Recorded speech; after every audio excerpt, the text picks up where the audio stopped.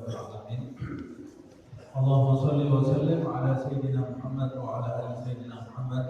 Nawaina ta'ala wa ta'lim wa tadhakkur wa tadhkir wa naf'a wa intifa' wa ibadah wa istifadah wal 'ala tanassuk bi kitabillah wa sunnati rasulih wa du'a ila al-huda wa jalal ala al-khair ibtigha' wajhillah wa mardatihi wa qurbih wa thawabihi subhanahu wa ta'ala.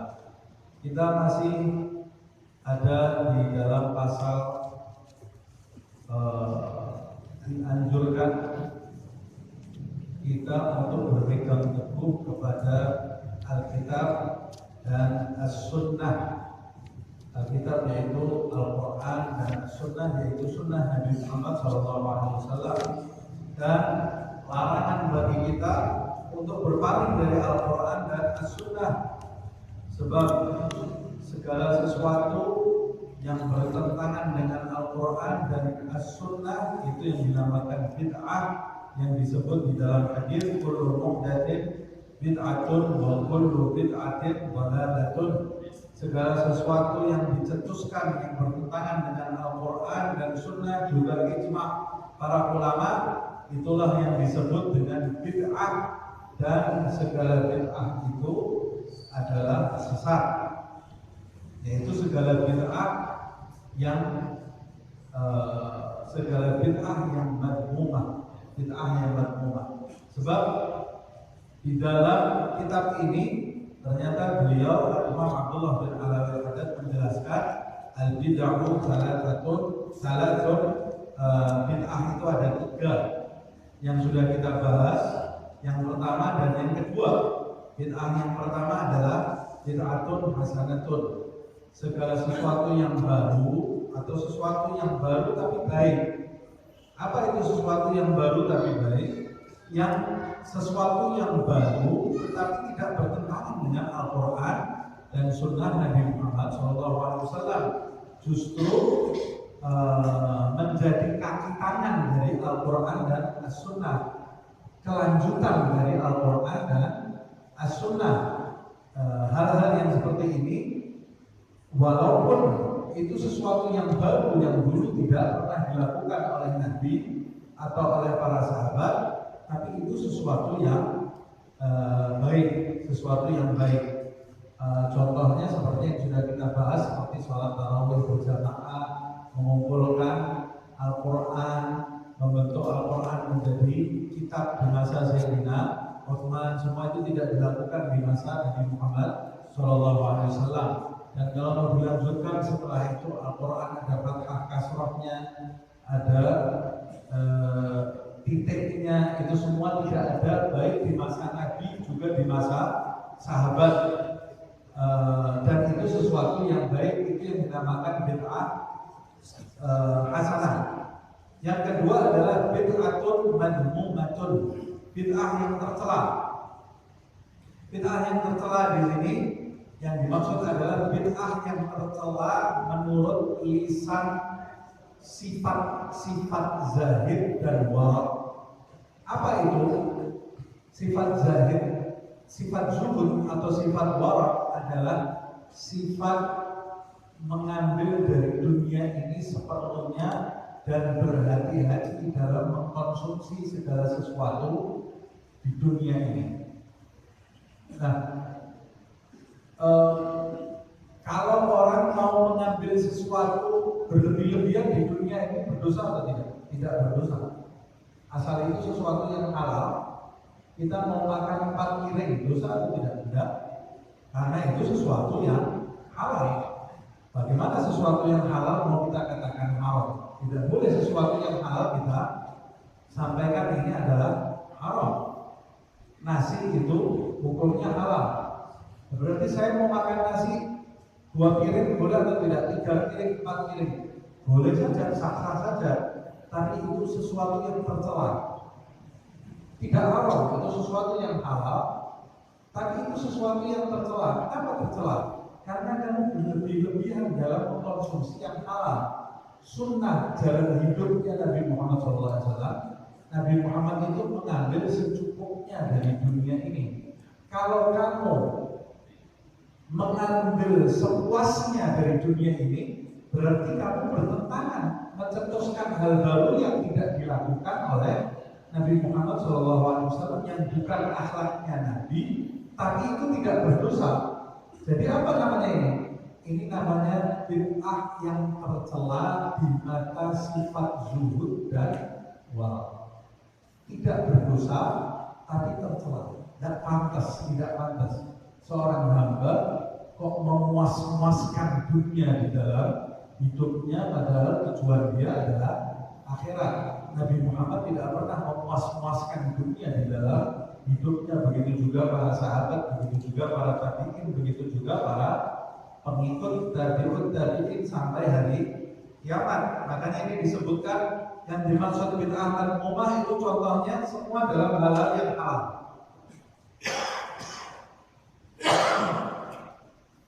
Dalam hal yang halal. Contohnya at-tawassu' fil malabis wal ma'akil wal masakin al-mubahah. Lihat ini. Yang pertama yang harus kita garis bawahi adalah tawassu'. Tawassu' itu berlebih-lebihan. Yang kedua yang harus kita bawahi adalah al-mubahah. Hal-hal yang mubah, yang halal, bukan hal-hal yang haram.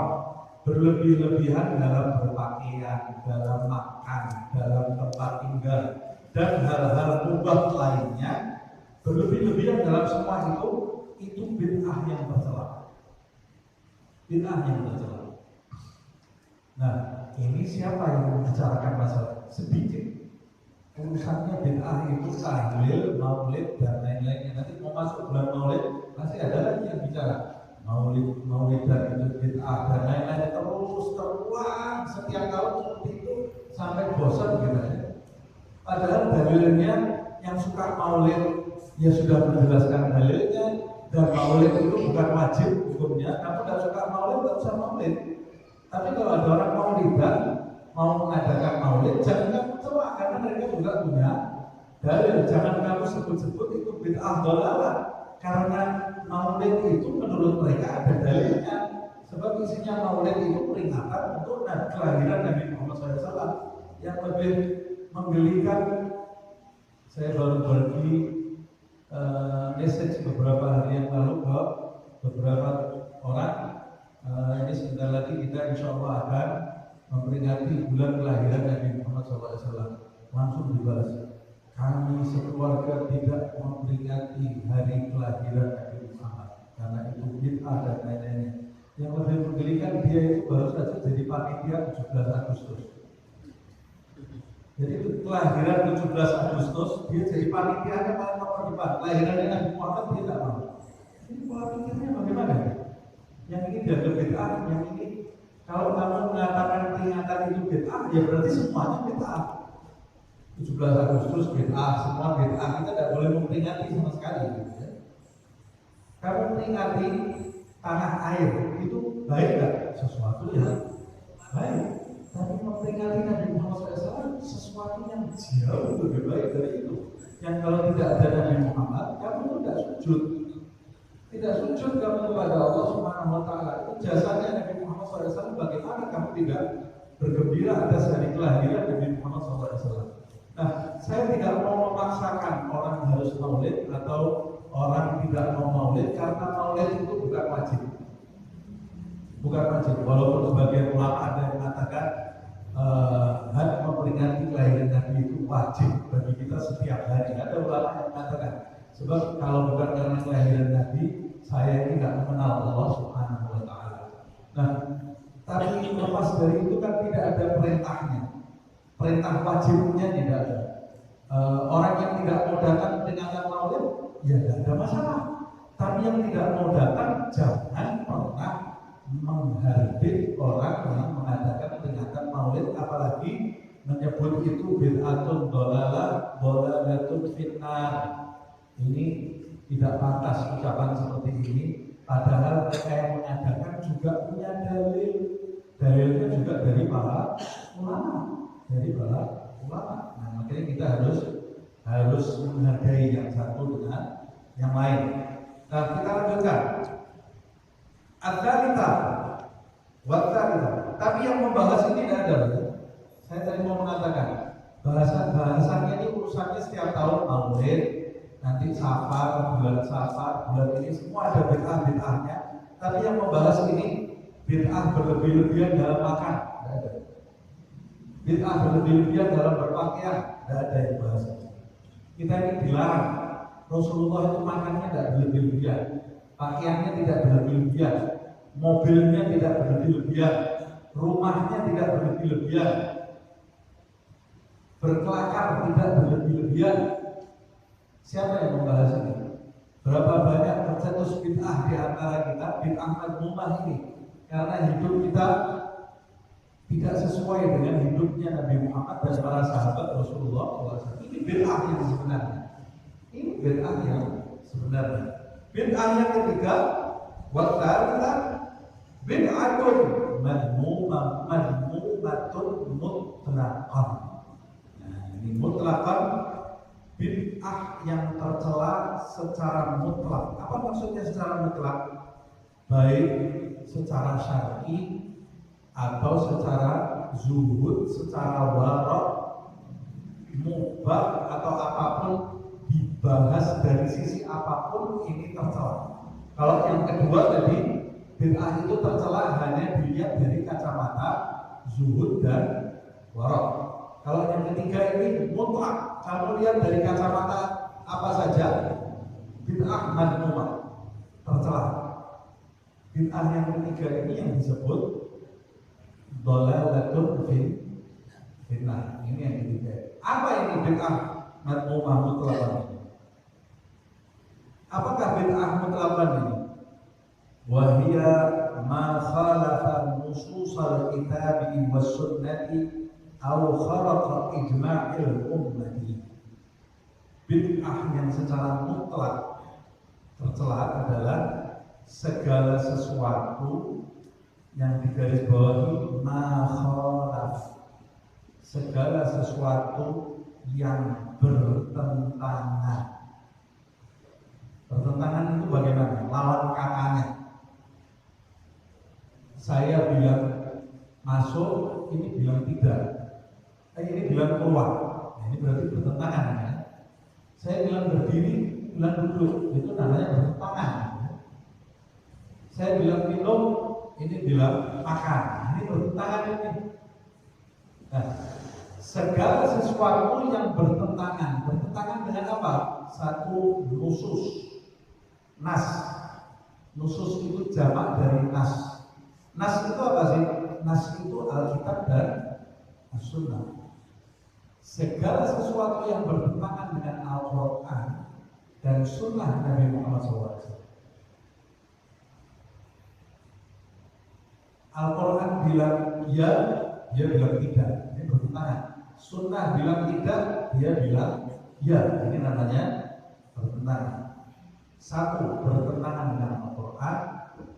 Dua, bertentangan dengan Sunnah atau hadis Rasulullah SAW. Yang ketiga, au kharaq ijma'il ummah, atau melanggar kesepakatan umat.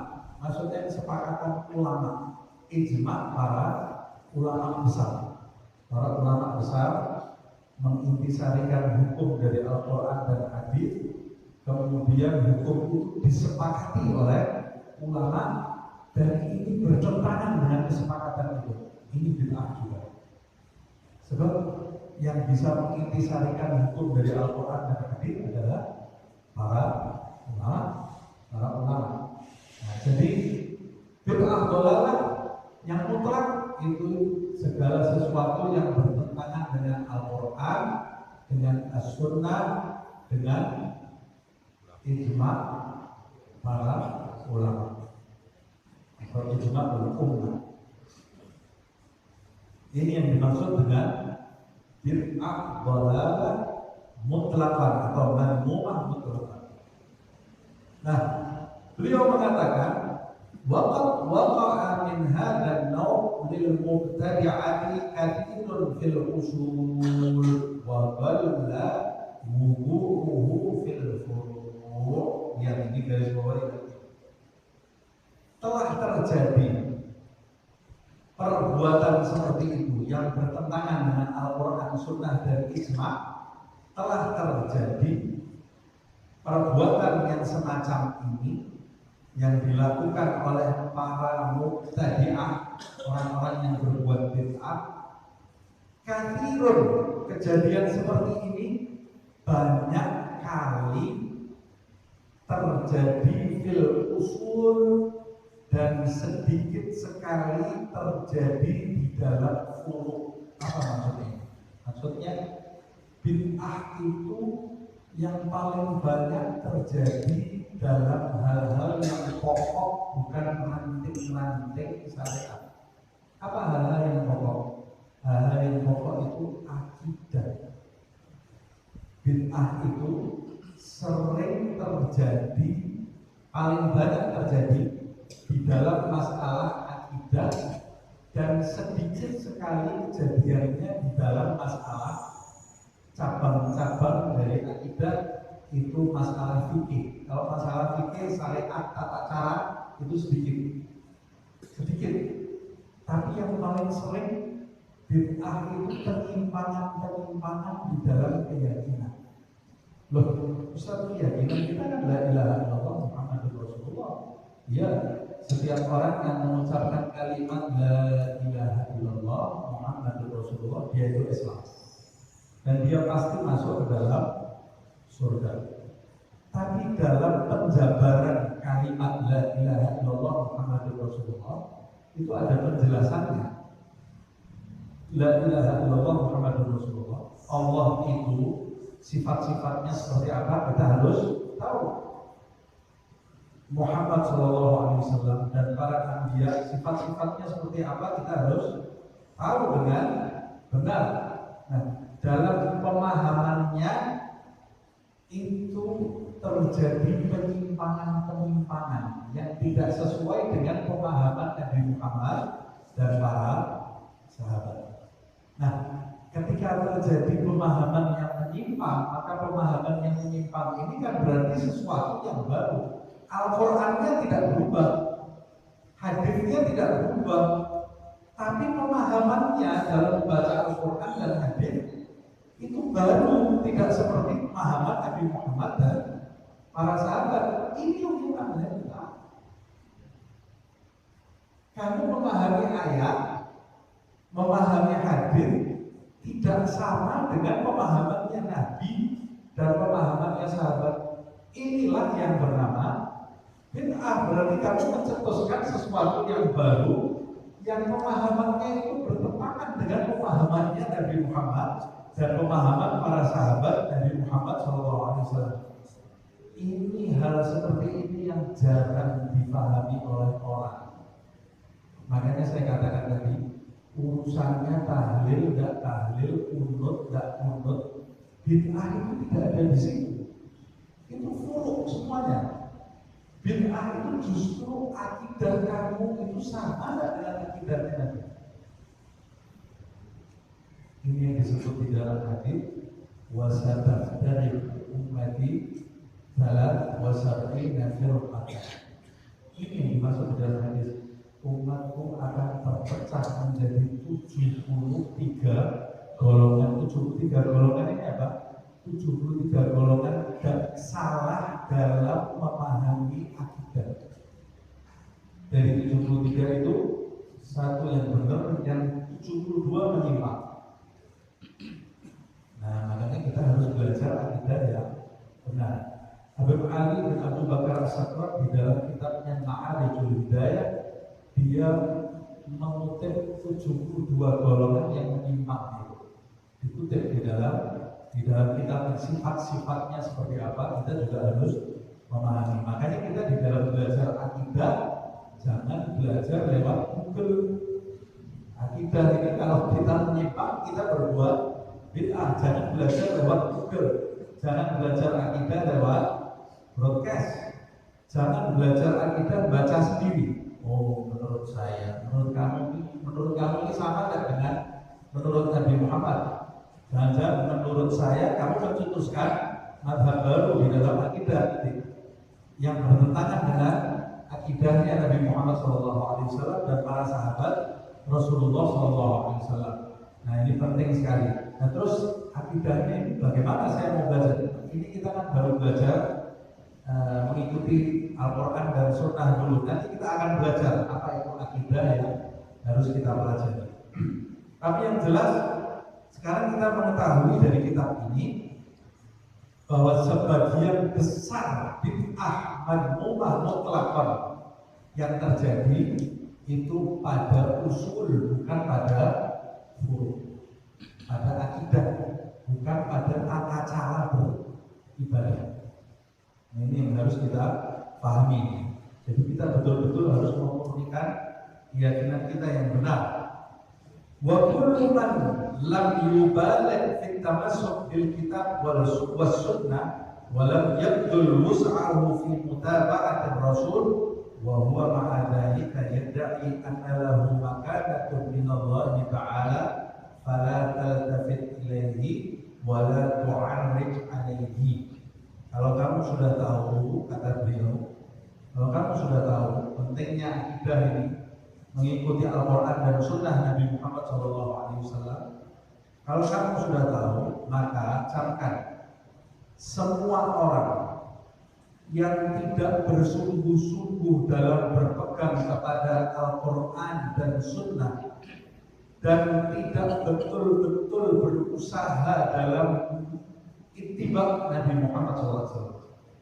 Semua orang yang tidak bersungguh-sungguh dalam berpegang kepada Al-Quran dan As-Sunnah dan tidak bersungguh-sungguh dalam mengikuti Rasulullah SAW di dalam ucapan dan perbuatannya, dan orang tersebut mengaku-ngaku bahwa dirinya punya kedudukan di sisi Nabi Muhammad SAW. Ada orang mengaku dirinya wali, saya ini wali, atau saya ini orang besar, saya ini punya hubungan dengan Allah, hubungan dengan Nabi Muhammad SAW.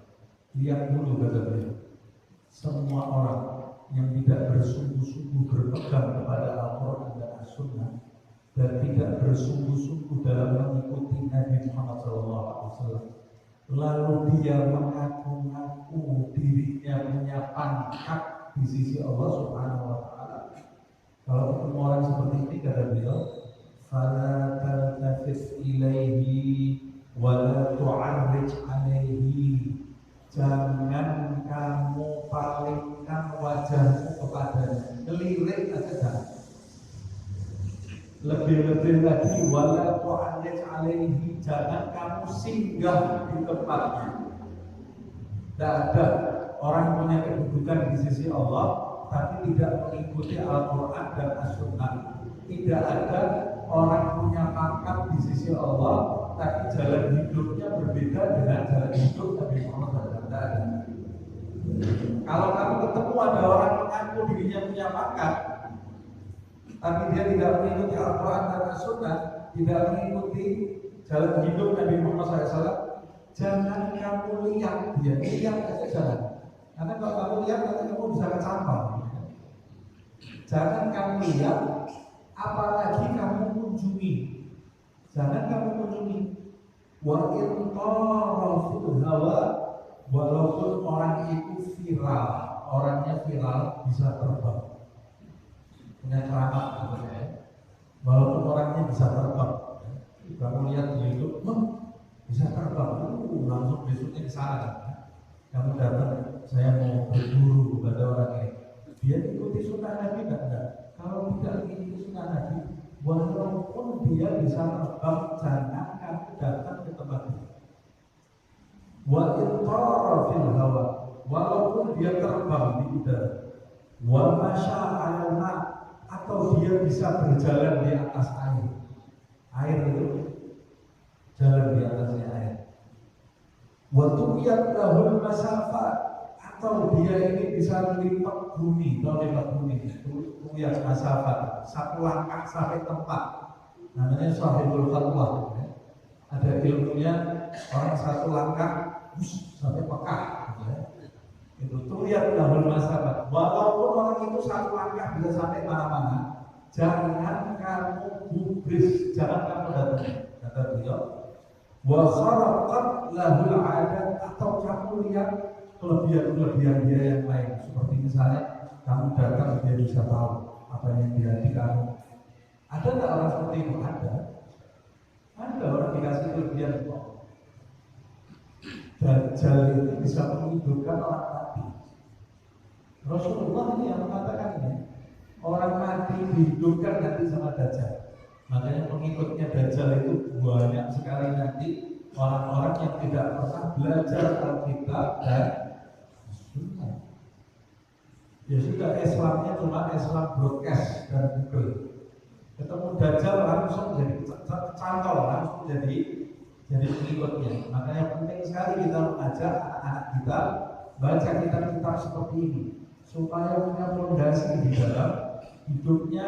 Tidak ada angin ke kanan dia ke kanan, ada angin ke kiri dia ke kiri karena tidak punya fondasi.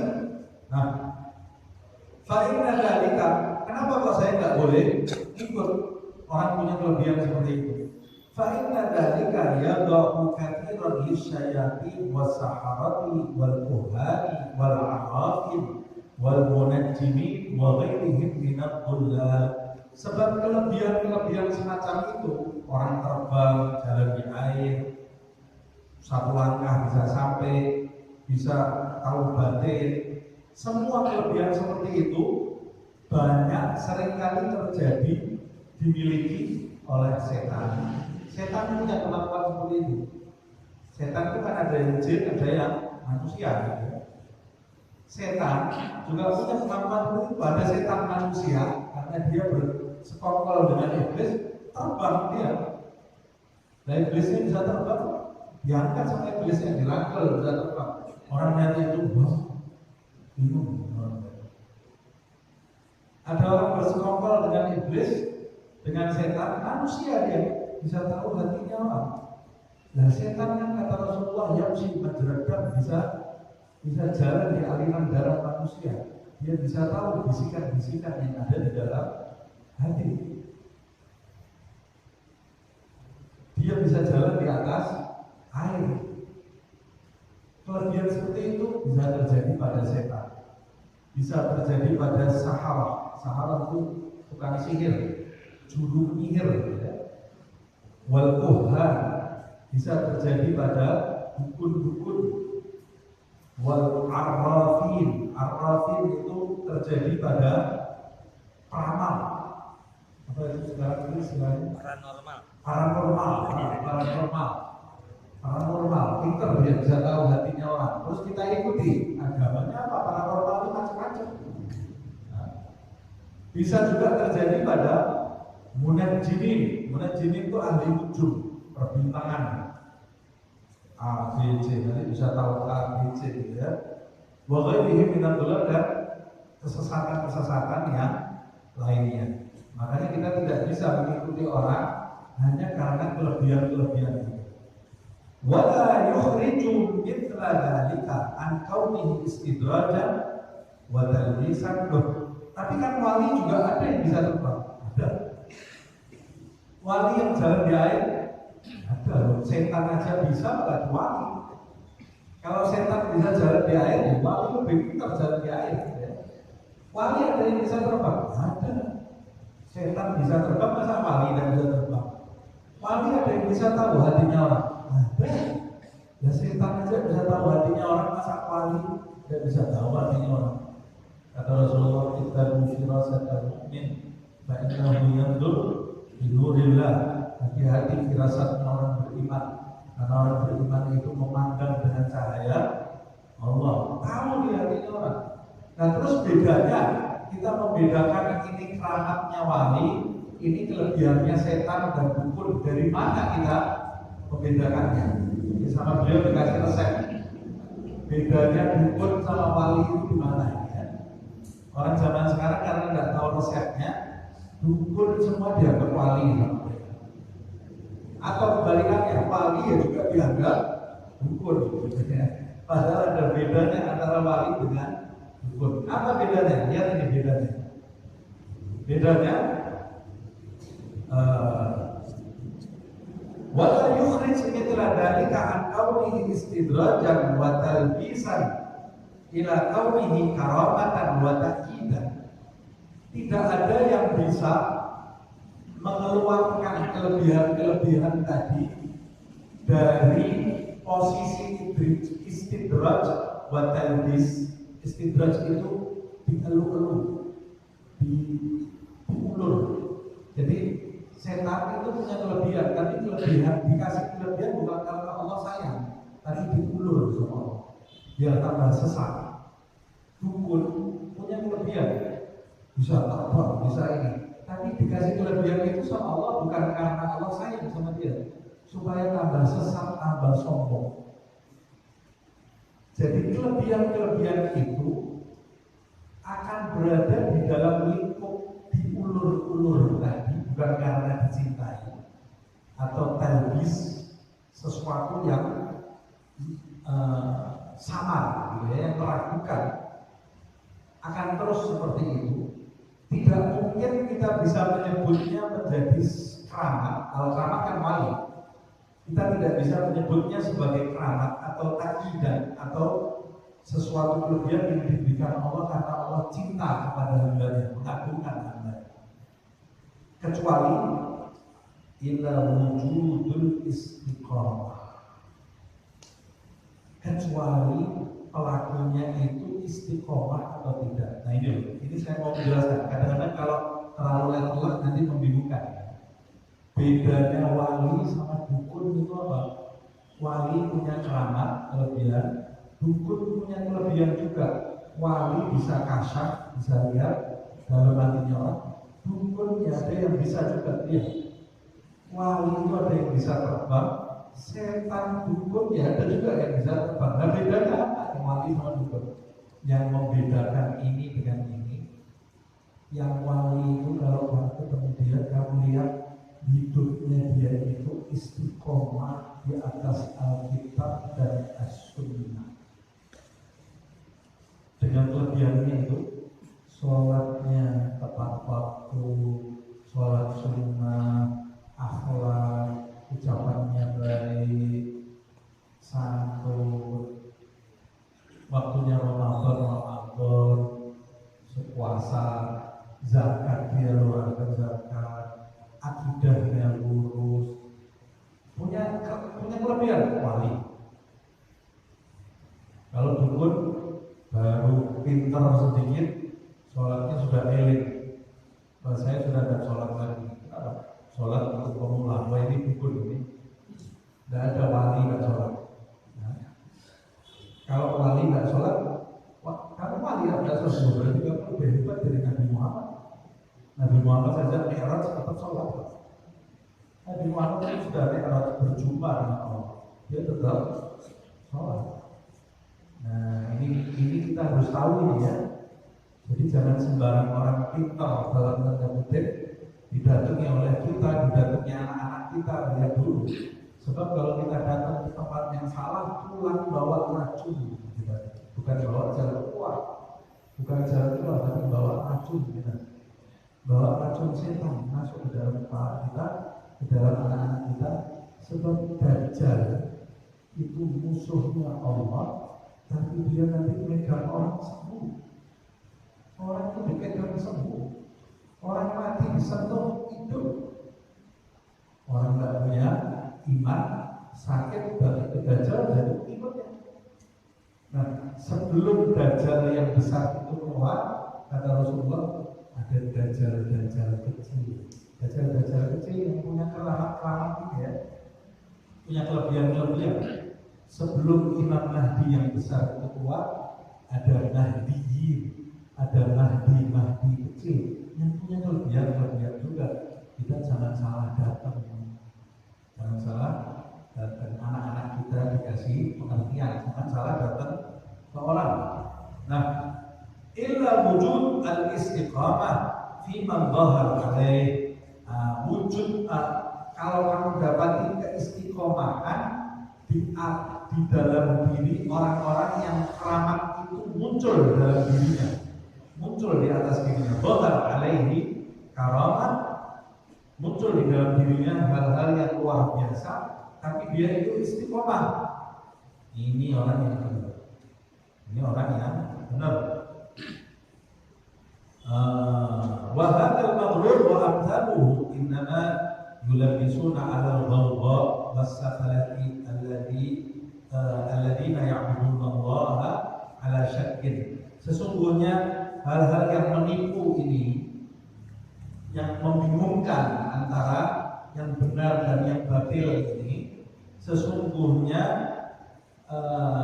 samar bagi al-ghawgha itu samar bagi rakyat jelata, orang-orang yang di bawah, maksudnya orang awam. Wassafalah ya sama, orang rakyat yang tidak pernah belajar, tidak pernah baca kitab, itu akan samar. Dia akan bingung mana yang benar, mana yang batil, mana yang wali, mana yang dukun. Nah, mereka itulah orang-orang yang menyembah Allah dalam keraguan sehingga gampang berubah akidahnya juga gampang menyimpang karena tidak bersungguh-sungguh berpegang kepada Alkitab dan As-Sunnah. Wa amma ulul uqul wal albab, sedangkan orang-orang yang berakal dan memiliki hati, faqad alimu anna tafawutal mu'minina fil qurbi minallahi ala hasabi tafawutihim fi mutaba'atir rasul. Sedangkan orang-orang yang berakal dan memiliki hati, mereka itu tahu, paham bahwa perbedaan tingkatan derajat para wali di sisi Allah, kedudukan hamba di sisi Allah itu bukan karena keramatnya, tapi karena perbedaannya dalam ittiba mengikuti Nabi Muhammad SAW. Wa annahu kullama kanat al-mutaba'ah akmal, semakin sempurna seseorang dalam mengikuti jalan hidup Nabi, karena al-qurbu minallah atar, maka kedekatan orang tersebut di sisi Allah lebih sempurna. Jadi orang itu kalau mau mencapai kesempurnaan kedekatan di sisi Allah Subhanahu wa taala, kuncinya cuma satu: mengikuti, menjiplak, mengopi Nabi Muhammad SAW, menjiplak Rasulullah di dalam diri kita. Apa yang diucapkan Nabi, ditindak oleh Nabi, dilakukan oleh Nabi, kita contoh, kita jiplak ke dalam diri kita. Semakin sempurna kita dalam mencontoh Nabi, semakin dekat kita dengan Allah Subhanahu wa taala. Qul in kuntum tuhibbunallaha fattabi'uni yuhibbukumullah wa yaghfir lakum dzunubakum. Dalam ayat disebutkan, katakan hai Muhammad SAW kepada umatku, jika kalian menginginkan cinta Allah Subhanahu wa taala, fattabi'uni, ikuti aku Muhammad SAW. Yuhibbukumullah, Allah akan mencintai kamu, maka kamu akan terjalin kedekatan antara kamu dengan Allah Subhanahu wa taala. Wa yaghfir lakum dzunubakum. Jadi kalau kita mau cari kedudukan di sisi Allah, tidak ada jalan lain. Mujahadahnya itu apa sih?